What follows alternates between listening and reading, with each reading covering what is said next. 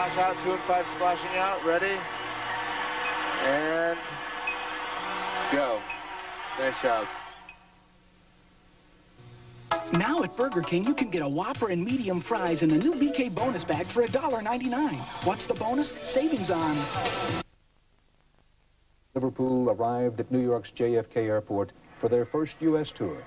Watching from the windows of Pan Am Flight 101, the Beatles thought they had landed at the same time as the president.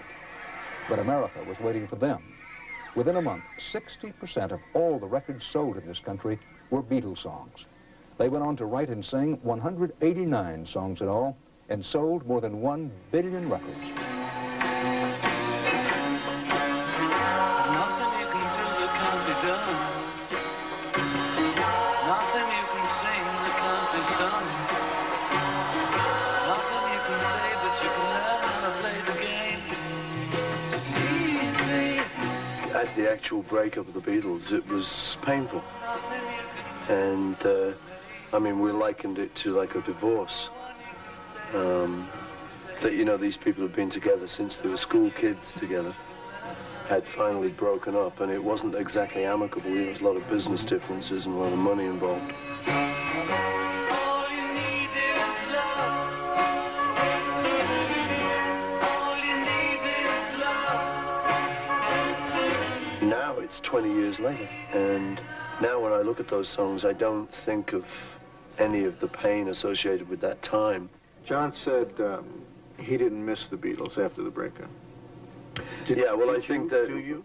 Yeah, I think John said a lot of things that he didn't necessarily mean. John was that kind of guy. He's a great guy, but he also said the Beatles were bastards, and he didn't miss the Beatles. John was a lot of bravado involved in what John said. You don't believe that he meant that? I don't believe it, not for one tiny second. I know for a fact he missed them.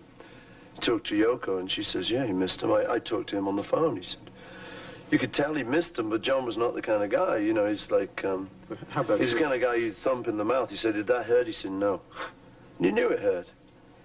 How about you? Not that I ever did thump him in the mouth. How about me? Even now? Yeah, I mean, I think the point is, you know, that the Beatles was a great band. We came out of Liverpool together. We did a lot of great things together. And so I think there was a point when we missed them. And I think that was shortly after the breakup, maybe the first 5 years after the breakup. After that, I think John would start to be right, you know, that we'd miss them less and less as we each formed our new lives. I'd like to introduce my wife, Gertrude.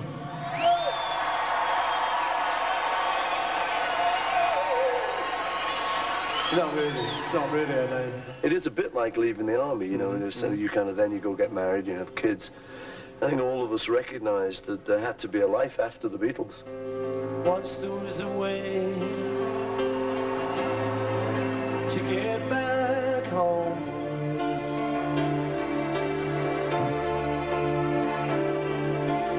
Once there was a way to get back home. Sleep, little darling, do not cry, and I will sing a lullaby. Give me a short version, if you would, Paul, about the breakup. How did it happen? We'd been together like 10 years, and during the making of the White Album, things started to get a little bit edgy. In fact, during the making of Sgt. Pepper, George hadn't showed for most of the album, which was unusual, because we normally showed for our recording sessions. George hadn't been too interested in making that album. I think he was building a swimming pool. And it was just all a little bit like that. And of course, I was sort of thinking, you know, thought, well, I won't say anything, but it's a bit dodgy. We went on to make the White Album, and things really did start to kind of disintegrate a little bit.